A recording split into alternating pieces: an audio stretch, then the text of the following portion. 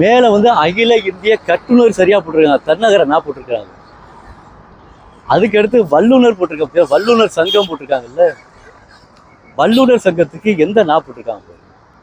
வல்லுனர் சங்கத்துக்கு ரன்னகர நா போட்டிருக்காங்க. ரன்னகர நா போடக்கூடாது. எந்த நா போடணும் அப்படின்னா தன்னகர நா தான் போடணும்.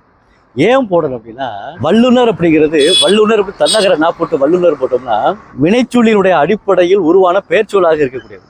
இப்போ வல்லுதல் அப்படின்னா வினைச்சொல்லினுடைய அடிப்படையில் வரக்கூடிய ஒரு பெயர்ச்சொல்.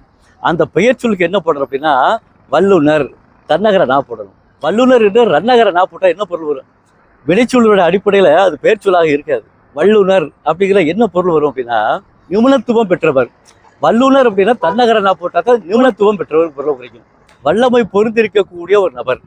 அப்ப வல்லமை பொருந்திருக்கக்கூடிய நபர் என்பது வடமொழி சொல்லுதான். இருந்தாலும் எளிமையாக எடுத்துக்காட்டுகின்ற பொழுது வல்லமை பெற்றிருக்கக்கூடிய நபர் வல்லுனர். அப்ப நபர்ல வரக்கூடிய நான் தான் வரும், வல்லுனர் அப்படி வரணும். ஆனா இவங்க என்ன போட்டிருக்காங்க, வல்லுனர் என்று ரன்னகர நா போட்டிருக்காங்க. ரன்னகர நா போடவே கூடாது. இதனுடைய ஆதாரம் என்ன சொல்லலாம் அப்படின்னா புறநானூறு பாடல 27வது பாடல் இருக்கு. அந்த 27வது பாடல்ல உறையூர் முத்துக்கண்ணன் சாத்தனார் என்று சொல்லக்கூடிய ஒரு புலவர் வந்து சோழன் நலன்கிளியை பாடியிருக்கக்கூடிய புறநானூறு பாடல்ல 27வது பாடல் ஒரு பாடல் வருது. அந்த பாடல் என்ன பாடல் அப்படின்னா சேற்றுவளர் தாமரை பயந்த என்று சொல்லக்கூடிய அந்த பாடல் தொடங்கும். இந்த பாடல்ல இருக்கக்கூடிய இடையில இருக்கக்கூடிய வரிகள் என்ன சொல்லுது? வல்லாராயினும் வல்லுனராயினும் மருந்தி வந்தோர் மருங்கு நோக்கி அப்படின்னு சொல்லி புறநானூறு பாடல் சொல்லுது.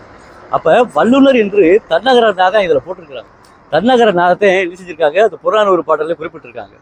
அதனால எப்படி வரணும் அப்படின்னா இதுல இருக்கக்கூடிய அகில இந்திய இக்குப்படல், அகில இந்திய கட்டுனர், இந்தியன் என்று சொல்லக்கூடிய ஒரு பெயர் சொல்லிலிருந்து வரக்கூடிய தன்மை.